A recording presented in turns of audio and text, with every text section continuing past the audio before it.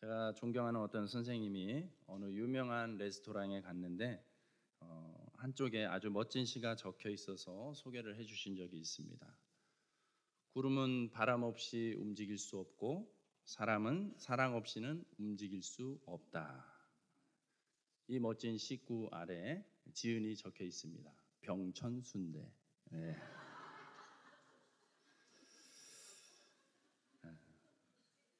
그런 것 같아요. 사람은 참 변하기 어려운데 불가능하지는 않습니다.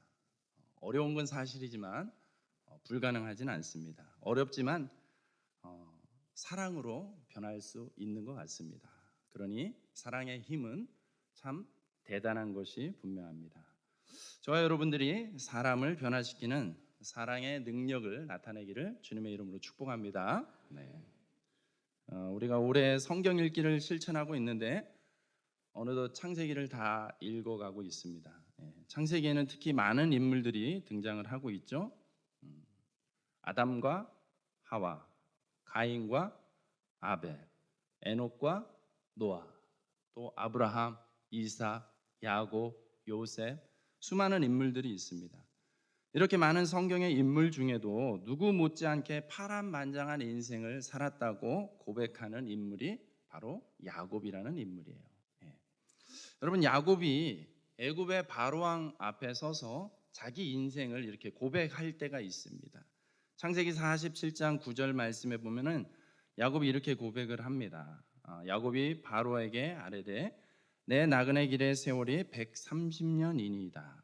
내 나이가 얼마 못 되니 우리 조상의 나그네 길의 연조에 미치지 못하나 험악한 세월을 보내었나이다. 네. 무슨 얘기 하는 거예요? 자기 조상들은 자기보다 훨씬 오래 살았대요. 나는 겨우 130살밖에 못 살았다 이렇게 얘기하죠. 예. 우리 성도님들 중에도 뭐 이제 그렇게 고백하고 싶으신 분들이 있을지 모르지만 뒤에는 담지 마시기 바랍니다. 내가 누구보다 험악한 세월을 보냈다 이렇게 이야기해요. 무슨 얘기예요? 정말 고생 죽도록 했다는 거죠. 예. 야곱이 왜 그렇게 험악한 세월을 보내게 되었을까? 우리 야곱의 인생을 잘 묵상해 보아야 됩니다. 왜 다른 족장들, 같은 족장의 반열인데 다른 족장들하고는 이렇게 다르게 험난한 세월을 보냈다고 고백할 수밖에 없을까? 여러분, 야곱의 인생을 성경이 기록하고 있는 이유는 야곱이라는 이 사람의 인생을 통해서 우리의 인생이 잘 조율되기를 원하는 거예요.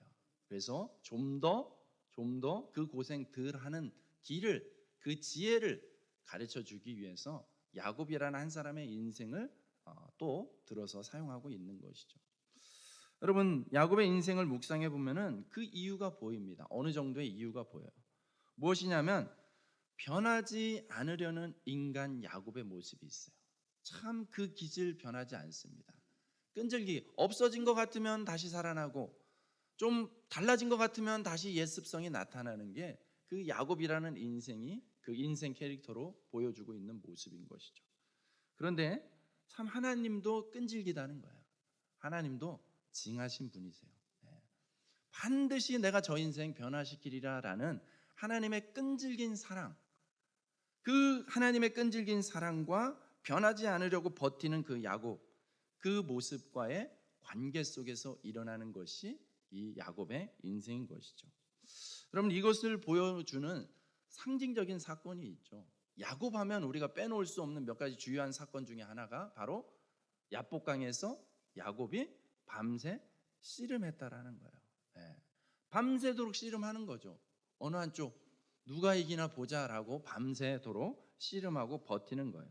야곱이 밤새도록 천사와 씨름할 때에 그때 천사가, 그 하나님의 사자가 야곱에게 비수와 같은 한마디를 내리꽂습니다. 뭐라고 얘기합니까? 네 이름이 무엇이냐? 여러분, 야곱을 향해서 야곱의 이름을 진짜 몰라서 이제 통성명하자 이 얘기가 아니죠. 네 이름이 무엇이냐라는 메시지가 담긴 질문을 하고 있는 거예요. 여러분, 야곱의 이름의 뜻이 무엇입니까? 야곱이라는 이름의 뜻은 그의 출생의 비밀과 관계가 되죠. 야곱이 어떤 식으로 태어납니까? 쌍둥이로 태어나요. 야곱보다 조금 더 앞서서 에서 형이 태어나죠. 근데 야곱이 뱃속에서부터 이 형에게 지는 걸 원치 않아요. 이기고 싶어요. 그래서 먼저 태어나고 싶어요. 그래서 앞서 나가는 형의 발꿈치를 잡아요. 그러면서 응애하고 태어나는 거예요. 그래서 야곱의 이름이 발꿈치를 잡다예요. 발꿈치를 잡다, 빼앗다라는 의미를 가지고 있는 거예요. 야곱이 자기 이름대로 그랬죠. 평생 동안 빼앗으려고, 가지려고, 자기가 원하는 거 취하려고 그렇게 욕심쟁이로 또 그러기 위하여서 수단과 방법을 가리지 않는 사기꾼과 같은 인생을 살았던 것이죠. 오늘 하나님의 사자가 야곱에게 질문한 것은 그것입니다. 야곱아, 네 인생을 한번 돌아봐라. 네 진짜 모습을 한번 돌아봐라. 너 어떻게 살아왔니? 너 어떤 모습으로 살았니 도대체? 그 질문을 하고 있는 거예요. 야곱은 이 질문 앞에 비로소 자기의 진짜 모습을 돌아보게 되는 것이죠. 그렇구나.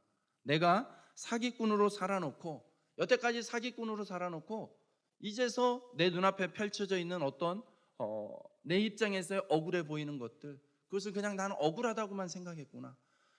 나를 좀 환영해 주지 않는 저 형, 군사 400명을 데리고 나타나는 이 형, 그 형을 원망하기만 했구나. 나한테 10번이나 품삯을 바꿔가면서 사기쳤던 외삼촌에 대해서 내가 원망만 하고 있었구나 라는 것을 비로소 깨닫게 된다라는 거예요. 그러면서 여러분, 야곱이 변하기 시작하는 거예요. 여러분, 사람은 언제 변하냐? 자기를 깨달을 때 변하게 되는 것 같아요. 다른 사람이 달라져서 내가 변하는 것이 아니라 내가 나를 볼 때에 비로소 나의 모습을 보면서 변할 수 있습니다.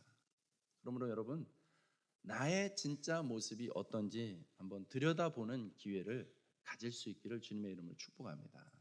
남들이 얘기해 주는 내 모습 말고요, 내가 그동안 누구 앞에서 수없이 우리는 그렇죠. 자기의 진짜 모습이 조금이라도 보이려 하면, 그것이 부끄러운 모습이라면 어떻게 해서든지 우리는 자기를 합리화시킵니다. 그럴 수 있지. 내가 그럴 수 있지. 내가 그러려고 했던 건 아니잖아. 근데 어쩌다 보니 그렇게 된 거야 라면서 끊임없이 우리는 자기를 합리화시키고 변명하고 위장하기에 아주 선수들이에요. 그렇지만 그런 것들을 좀 내려놓는, 그래서 자기의 진짜 모습을 바라보는 기회를 꼭 가질 수 있기 바랍니다. 그랬을 때, 그렇게 할 때에 우리는 진짜 내 인생이 달라질 수 있어요. 내 인생의 전환점을 만들 수가 있습니다. 야곱은 그 기회가 찾아온 거예요. 밤새 씨름하면서 하나님의 사자를 통해서 네 이름이 무엇이냐라는 그 질문, 뭐 수없이 들었을 법한 특별한 표현이 아닌 그 질문 앞에 야곱은 깨닫기 시작하는 거예요. 그런 것이 은혜인 것이죠. 여러분, 살아가면서 우리에게도 이런 기회들이 찰나와 같이 찾아올 때가 있습니다. 그랬을 때 여러분, 그 기회를 놓치지 마시기 바랍니다. 여러분, 야곱은 그러면서 내가 사기꾼으로 살았기 때문에 나한테 사기를 맞았던 우리 형이 그동안 얼마나 힘들었을까, 얼마나 억울했을까, 형의 입장이 비로소 보이게 되는 것입니다. 그걸 깨닫고 나니까 야곱의 태도가 달라지면서, 형이 바뀌지 않았는데 야곱의 태도가 바뀌니까 둘 사이에 오랫동안 해묵었던 이 갈등의 골이 사라지게 되는 것을 봅니다. 형한테 나아갈 때에 야곱은 난생 처음으로 형에게 사죄를 합니다. 무려 7번이나 절을 하면서 형님, 내가 잘못했습니다. 다 내 잘못입니다. 내 죄 때문입니다 라고 진실하게 고백을 하게 되는 것이죠. 여러분, 이 모습에 형의 마음이 녹아내리죠. 두 형제가 부둥켜 안고 화해를 합니다. 무려 20년이 넘게 해묵었던 이 형제간의 앙금이 야곱 한 사람의 변화로 인해서 완전히 해결된 것입니다. 여러분, 갈등은 그런 것 같아요. 갈등은 저 사람이 바뀌어야지 내가 달라질 수 있다. 저 사람이 바뀌어야지 내가 품어줄 수 있다라고 우리는 늘 얘기해요. 그렇지만 성경이 이야기하고 있는 바는 반대로 얘기하고 있습니다. 저 사람이 안 바뀌어도 네가 바뀌면 된다라고 이야기합니다. 내가 바뀌면 얼마든지 이 갈등의 문제를 해결할 수 있다라는 거예요. 여러분, 이제 야곱은 형과 헤어진 후에 고향을 향해서 이제 발걸음을 다시금 내딛기 시작합니다. 세겜이라는 곳에 이르게 됩니다. 그때 야곱에게 다시 한번 또 하나의 큰 어려움이 닥쳐오게 됩니다. 그렇죠. 여러분, 그래서 인생은 참 끊임없는 것 같아요. 은혜 받고 내가 이제 좀 뭔가 일어선 것 같으면은 또 다른 종류의 어려움과 시련이 찾아오게 된다라는 거예요. 여러분 그런 것들을 거듭하면서 그런 과정들을 거듭하면서 야곱의 결론이 하나님 앞에 참 믿음의 사람으로 인정받는 것처럼 여러분 우리도 마찬가지예요. 오늘 은혜 받았다고 해서 여러분 일주일 내내 은혜 충만하게 살아갈 수 있습니까? 그러면 너무 좋겠지만 그렇지 않을 수가 있습니다. 그럴 때가 더 많아요. 그러므로 여러분 오늘 은혜 받은 것을 품고 여러분 나아갈 때에 다가오는 그 시련과 도전 앞에서 여러분 지혜롭게 헤쳐나가고 승리하는 삶을 살아가기를 축복합니다. 깨어 있어야 되는 거예요. 네. 여러분 세겜이라는 곳에 이제 야곱의 가족들이 도착을 했는데 그만 딸 디나가 몹쓸 짓을 당하게 됩니다. 여러분 야곱의 가족들은 어떤 환경의 삶을 살았습니까? 목축업을 했습니다. 여러분 유목민의 생활을 했다는 거예요. 그러니까 늘 들판에서 초원에서 그렇게 가축들 풀을 먹이면서 그렇게 살아왔습니다. 그랬다가 세겜이라는 곳에 왔는데 세겜이라는 곳은 이스라엘의 북쪽 지역에 있는 곳이지만은 이 교차로와 같은 곳이에요. 그러니까는 교통이 너무 좋은 곳이에요. 사방에서 연결돼서 만나는 곳. 그 말은 뭐냐면 각종 문물들, 각종 지역의 문물들이 이쪽에서 만나서 시장이 형성되는 것이죠. 그러니까는 늘 들판에서 산에서 가축들과 살았던 이 야곱의 가족들에게 그 자녀들에게 세겜이라는 곳은 정말 환상적인 곳이 아닐 수가 없습니다. 너무나 멋지고 근사한 도시로 다가왔던 것이죠. 특별히 우리 딸 디나, 사랑스러운 딸 디나가 이 세상의 화려함에 마음을 빼앗겨서 막 넋놓고 바라보고 있으니까는 세겜 족장의 그 힘 있는 아들의 눈에 들어왔습니다. 그래서 이 아들이 작업 멘트를 날립니다. 라면 먹고 갈래? 이렇게. 그러면서 이제 이 디나가 그만 그 술수에 당해서 몹쓸 짓을 당하게 되는 것이죠. 화가 난 이 디나의 오빠들이 아버지 야곱에게 배운 사기 기술을 다시 한번 또 써먹게 됩니다. 야, 우리 가문은 할례 받지 않으면 상종할 수가 없다. 그러니 너희가 할례를 받으면 받아주마. 그 속임수에 당한 세겜 남자들이 다 할례를 받게 됩니다. 여러분 이 할례를 받게 되면 며칠 동안 정말 아무런 싸울 힘을 갖지 못하는 전투력 제로의 상태가 되는 것이죠. 그때 이 야곱의 아들들이 그 약속을 깨고 기습 공격해서 세겜족의 남자들을 다 죽여버립니다. 여러분 당장의 눈앞의 전투는 이긴 것 같아요. 복수한 것 같아요.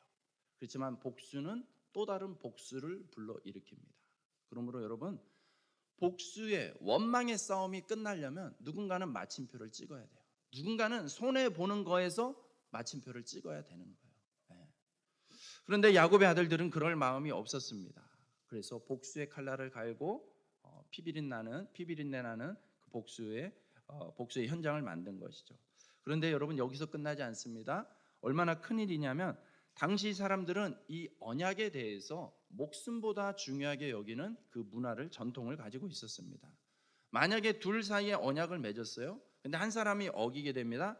그러면 배신당한 사람이 이 사람에게 복수하는 선에서 끝나는 것이 아니라 그 언약의 관계를 알게 된 사람들, 그 옆에 보게 된 사람들, 증인과 같은 사람들이 함께 동조를 합니다.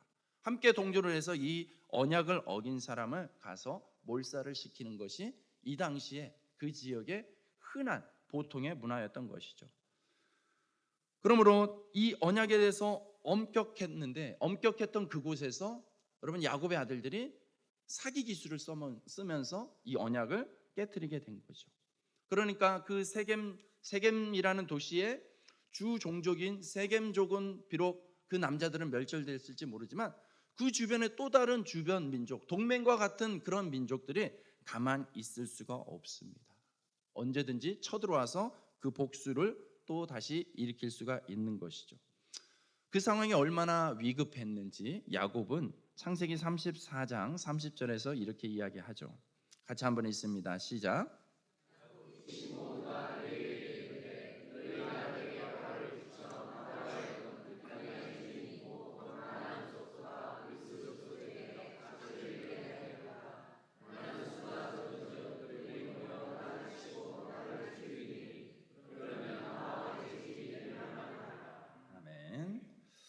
여러분, 야곱의 가족은 지금 멸망당할 위기에 빠지게 된 것입니다. 여러분, 여기서 한 가지 궁금해야 됩니다. 이 상황 속에서 하나님은 왜 가만히 계시는가? 예.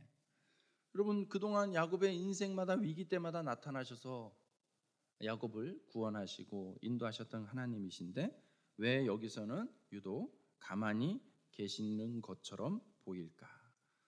여러분, 그 이유를 오늘 묵상해 보려고 합니다.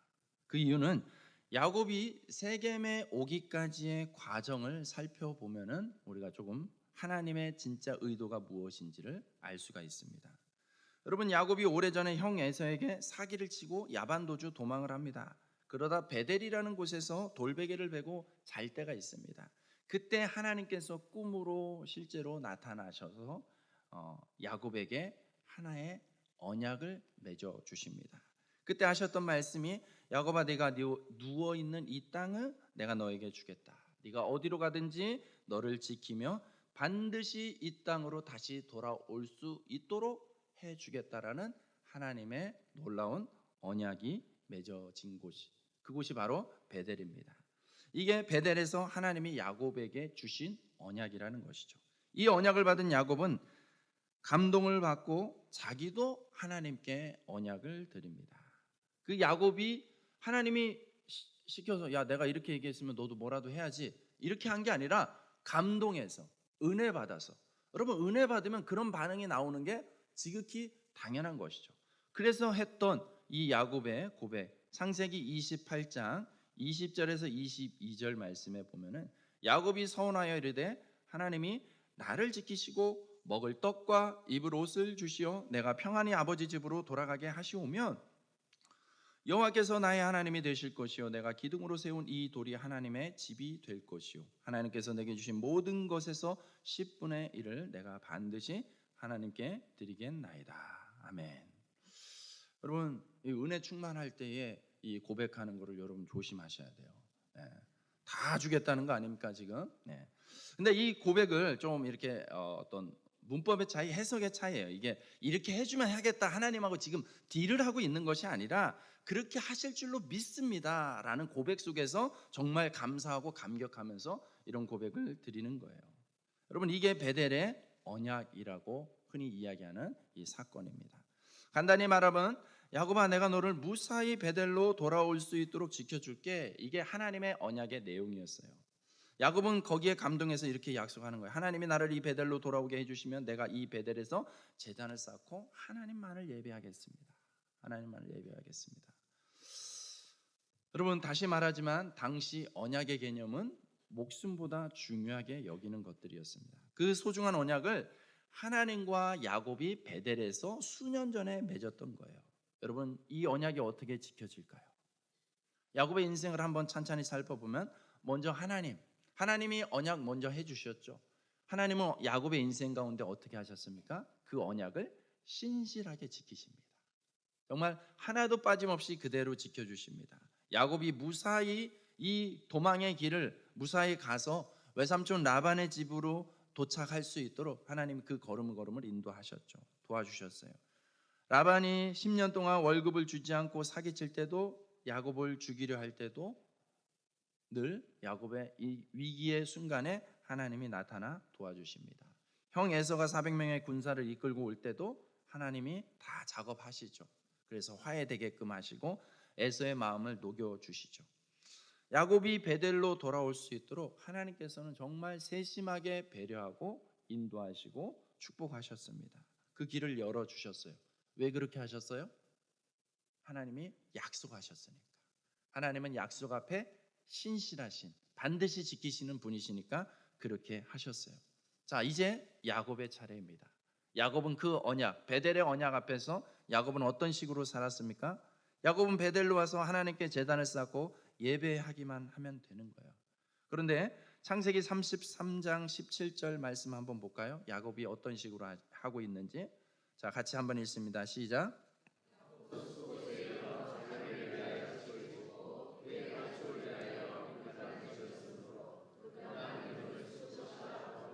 아멘. 야곱이 숫곳이라는 곳에 도착을 했어요. 그런데 갑자기 거기서 집을 짓고 우리간을 짓습니다. 여러분 이상하셔야 돼요. 왜요?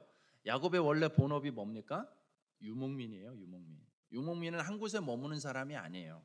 야곱은 집을 짓는 사람이 아니라 텐트를 쳐야 되는 사람이에요. 텐트를 쳐야 되는데 집을 지었다는 거, 우리간을 지었다는 것은 무슨 뜻입니까?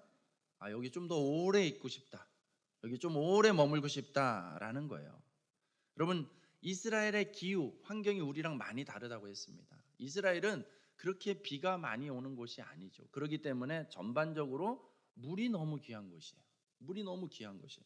여러분 우리나라가 얼마나 복 받았는지 몰라요. 땅 파면 지하수 나오잖아요. 예. 여러분 이런 나라 잘 없습니다.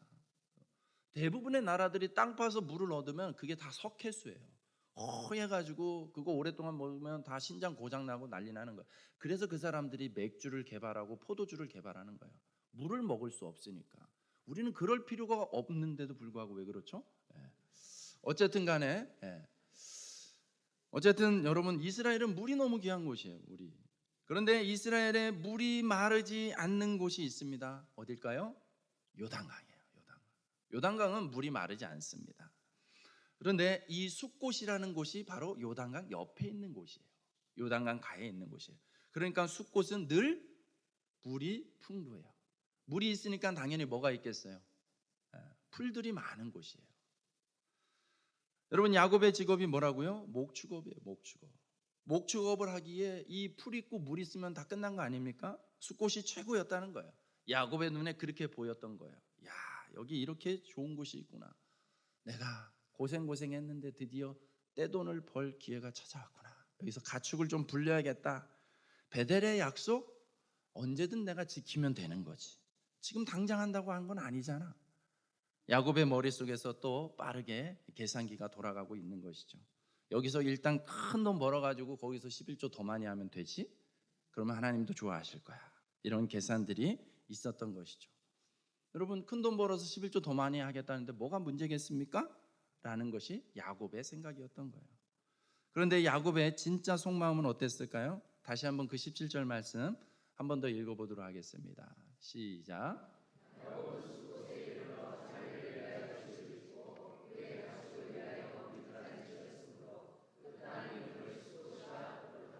아멘.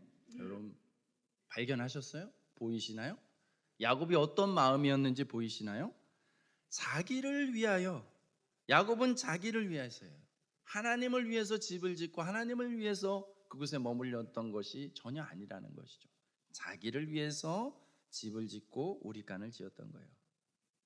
그러면서 정말 자기 계산대로 어느 정도 부가 채워지는 것 같았나 봐요. 그런데 굿뉴스가 또 들리기 시작하는 거예요. 야, 숫곳보다 더 좋은 곳이 있대. 그곳이 바로 세겜이대. 그래서 또 야곱은 가족들을 데리고 이동을 합니다. 세겜을 향해서. 여러분 성경에서 세겜을 뭐라고 표현하냐면 여호수아 21장에 보면은 세겜을 목초지라고 소개를 합니다. 목초지라고요. 그러니까 정말 더 좋은 곳이죠. 이 숫곳보다 더 좋은 분명한 목초지의 도시 세겜이 있는 거예요. 여러분 야곱은 세겜에 가서 무엇을 어떻게 했을까요? 33장 19절에 보면은 이렇게 기록합니다. 그가 장막을 친 밭을 세겜의 아버지 하몰의 아들들의 손에서 베크시타에 샀으며. 보십시오. 야곱이 장막을 치잖아요. 세겜에 와서는 장막을 쳐요. 그런데 어떻게 합니까? 장막을 쳤지만 여러분 거기에서 돈을 주고 아예 땅을 사버립니다. 땅은 뭡니까? 동산입니까? 부동산입니까? 부동산이에요. 움직이지 않는 거예요. 야곱의 속내가 무엇입니까? 나 여기서 눌러 앉겠습니다. 이 푸른 초원 위에 주님 위해서, 나를 위해서 주님 하나 나 10개, 주님 2개 나 100개 이렇게 계산을 하고 싶었던 것이죠. 여러분 베델의 언약은 어디에 갔습니까? 여전히 자기 이익이 앞서서 자기 이익 때문에 하나님도 속이는 야곱의 모습은 참 변치 않는 우리 인간의 모습을 그대로 담고 있는 것 같습니다. 결국 야곱에게 이 세겜에서 무슨 일이 일어났다고요? 딸 디나는 더럽혀지고 아들들은 언약을 깨뜨려서 이 가문이 지금 죽느냐 사느냐 멸망당할 심각한 위기에 빠지고 말았던 것이죠. 여러분, 야곱이 어떤 식으로 살았습니까? 그동안 더 갖기 위해서, 더 올라가기 위해서, 더 높은 곳에 있기 위해서 형의 발목을 붙잡으면서 그동안 그렇게 주변의 사람들 필요하다면 얼마든지 속여가면서 나름 치열하게 살았어요. 자기 재산을 불리기 위해서, 더 잘 살기 위해서, 더 멋지게 살기 위해서, 더 폼나게 살기 위해서. 그런데 그 결론은 어떻습니까? 자기 힘으로 버티고 버티다 보니까 그 인생의 결론이 자기 집안이 지금 사느냐 죽느냐, 잘 사는 건 둘째치고 먹고 사느냐 둘째치고 지금 목숨이 붙어있냐 떨어지느냐, 이런 위기의 순간을 이 결론처럼 맞이하고 있다는 것입니다. 여러분, 정말 무서운 건 언약에 대해서, 하나님과 맺은 언약조차도 우습게 여기는 이 야곱의 모습을 그 아들들이 그대로 본받았다는 거예요. 아들들이 그렇게 따라가고 있다는 거예요. 여러분, 야곱은 언약을 어기면서 이런저런 핑계를 댔습니다. 야, 돈 많이 벌어서 11조 더 많이 하면 되지. 하나님은 베델에만 계시는 분인가? 아니야, 숫고대도 있고 세겜에도 있어. 어디든 계시지. 여러분, 말은 다 맞는 말이에요. 말은 다 맞는 말이에요. 그렇지만 여러분, 우리는 알고 있어요. 야곱의 아들들도 알고 있습니다. 적당히 타협하고 속이면서 자기를 합리화시키고 있는 아버지의 모습, 야곱의 모습. 여러분, 이 아들들은 속지 않았습니다. 야곱이 언약을 대하는 그 태도를 보면 아버지를 닮아 있는 것이죠. 아버지 야곱의 속마음이 어떤지 보고 배운 것입니다. 여러분, 야곱의 중심이 얼마나 무너져 있는지를 고발하는, 드러내는 구절이 또 있습니다. 창세기 35장 2절 말씀입니다. 한 번 더 같이 읽습니다. 시작.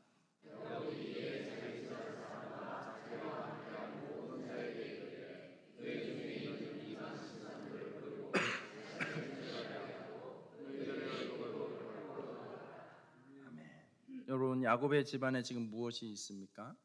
지금 무엇을 하고 있는 거예요? 세겜에서 이제 베델로 올라가라고 하나님이 나타나셔서 다시 한번 강권하시고, 그렇게 해서 이제 짐을 싸서 올라가는데, 올라가면서 베델로 올라가면서 최종적으로 하고 있는 일이 이방 신상들을 버리고 있는 거예요. 여러분, 야곱이 어떤 사람이에요? 야곱의 할아버지가 아브라함이에요. 아버지가 이삭이에요. 정말 모태신앙 집안 아닙니까? 야곱이 어려서부터 하나님을 모르는 것이 아니잖아요. 신앙 안에서 컸어요, 나름대로. 그런데 지금 야곱의 집안에서 무엇이 나오고 있어요? 이방 신상들이 쏟아져 나오고 있습니다. 여러분, 당시 문화로 봤을 때 한 집안의 어른인 가장인, 이 가장의 허락 없이 집안에 이런 다른 문화들이, 이런 특히나 이 우상과 같은 것들이 들어온다는 건 있을 수 없는 일이에요. 그 말은 야곱이 다 알고 있었다는 거예요. 알았을 뿐만 아니라 다 허락했다는 거예요. 오, 그래, 우리 집안에 도움이 되는 거 다 받아들여. 여러분, 야곱은 그동안 어떤 신앙을 가졌던 것입니까? 하나님만 믿었던 것이 아니라 하나님도 믿는 신앙이었어요. 하나님도 믿는 신앙이에요. 여러분, 야곱에게 하나님은 그냥 여러 신들 가운데 하나에 불과했던 것이죠. 아직까지 야곱은 하나님만 믿지 못하고 있었던 것입니다. 그래서 가족들이 다른 신들을 섬길 때 묵과하고 동의하고 받아들인 것이죠. 타협하는 것에 능수능란했던 것이죠. 야곱은 참 바뀌지 않습니다. 여러분, 야곱의 인생만 그렇습니까? 인간들은 참 쉽게 바뀌지 않습니다. 여러분, 우리는 우리가 불완전하다는 것을 잘 아니까 여전히 불안해하고 또 이기적인 욕심을 내려놓지 못하는 것이죠. 내가 불완전하니까 불안해하면서 이기적인 자세로 살아갈 수밖에 없습니다. 이익만 된다면 언제든지 속여서라도 그것을 취하고 싶고 갖고 싶은 것이 사람들의 모습인 것이죠. 여러분, 야곱은 벼랑 끝에 몰려서야, 이 세겜에서 다른 족속들의 또 복수의 칼날 앞에 서서야, 이제 죽느냐 사느냐의 문제 앞에 서서야 비로소 고백을 하고 있는 것입니다.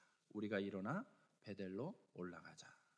버티고 버티다가 올라가는 야곱의 모습을 보면서 여러분들의 마음속에는 어떠한 각오와 결단이 생겨나십니까? 여러분, 그런 야곱에게 하나님이 어떻게 대하고 계시는지가 또 중요하죠. 5절 말씀입니다. 본문의 5절 말씀 한 번 더 읽겠습니다. 시작.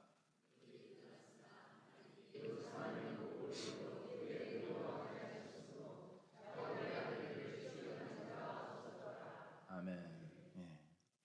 비로소 털고 일어나서 베델을 향해서 가고 있는 야곱의 가족들을 향해서 하나님이 베풀어 주시는 은혜입니다. 적들이 쫓아왔단 말이에요. 쫓아오는 상황까지는 일어나는 거예요. 하지만 결국엔 어떻습니까? 추격하는 자들의 그 추격을 멈추게 하시는 하나님, 안전하게 보호하시는 하나님, 하나님께로 가면 분명히 세상에 저항이 있습니다. 여러분들이 은혜 받고 성전문을 열고 나가면 분명히 도전함이 있습니다. 그러나 기억하십시오. 그것을 돌파하려고자 할 때, 그것을 뚫고 하나님께 더 가까이 가고자 할 때, 그것을 극복하고 하나님만을 붙잡고 살아가고자 할 때에 하나님께서 외면하지 않으십니다. 보호하시고 인도하시는 하나님이신 줄로 믿습니다. 9절과 10절 말씀 우리가 읽지 않았지만은 제가 한번 읽어드립니다. 야곱이 밧단 아람에서 돌아오매 하나님이 다시 야곱에게 나타나사 그에게 복을 주시고 하나님이 그에게 이르시되 내 이름이 야곱이지만은 내 이름을 다시는 야곱이라 부르지 않겠고 이스라엘이 내 이름이 되리라. 아멘. 여러분, 우리 하나님은 야곱을 향해서 그렇게 하나님을 애먹였던 야곱을 향해서 이런 배은망덕한 놈, 은혜도 모르는 놈, 언약도 잊어버리는 놈 책망하지 않으시고 하나님을 향해 나오기만 하면, 두 손 들기만 하면 언제 그랬냐는 듯이 한없이 용서하시고 사랑하시고 축복하시고 품어주시는 하나님 아버지이신 줄로 믿습니다. 야곱이라는 이름을 이제 지우시고 진짜 하나님의 사람, 하나님을 이기었노라라는 뜻의 이스라엘, 하나님이 져주는 인생, 하나님의 축복을 받는 인생 이스라엘로 그 인생을 완전히 바꾸어 놓으시는, 그 축복을 주시는 분이십니다. 우리는 비록 약속을 어겨도 하나님은 끝까지 그 약속을 붙들고 계신 신실하신 하나님이신 줄로 믿습니다. 네가 나를 버릴지언정 나는 너를 버리지 않노라. 야곱아 이제 일어나자. 사기꾼으로 그만 살고 일어나서 베델로 올라가자. 책망하는 게 아니라 다시 일어나야지, 진짜 믿음으로 살아봐야지 격려하면서 우리를 붙들고 계시는 줄로 믿습니다. 사랑하는 우리 구미사랑의 가족 여러분, 여러분의 모습은 어떻습니까? 정말 순도 100%의 믿음으로 하나님만 바라보고 있습니까? 아니면 여전히 땅의 것이 좋아서 누군가를 속이고 자기를 합리화하면서 하나님만이 아닌 하나님도 좋고 저것도 좋아요, 세상도 좋아요, 이것도 좋아요, 이것도 힘이 되는 것 같아요, 자신도 속이고 남도 속이며 하나님을 속이고 있지는 않습니까? 우리는 번번이 욕망에 넘어지는 자신을 보면서 포기하고 좌절하고 싶은 마음이 들지만 하나님은 포기하지 않으십니다. 하나님은 여전히 나를 붙들고 씨름해 주고 계시는 줄로 믿습니다. 또 한 번 기회를 주시는 하나님이심을 기억하며 하나님께로 나아갈 수 있기를 주님의 이름으로 축복합니다. 베델은 하나님만 바라보는 곳이에요. 베델로 올라가는 우리 인생 되기를 바랍니다. 베델은 하나님의 약속이 있는 곳이고 베델은 하나님의 축복이 있는 곳입니다. 내 눈에 좋아 보이는 땅에 머물려 하지 말고 베델로 올라갈 수 있기를, 그곳에서 오늘도 기다리고 계시는 하나님을 기억하며 다시 한번 일어서는 저와 여러분 되시길 주님의 이름으로 축복합니다.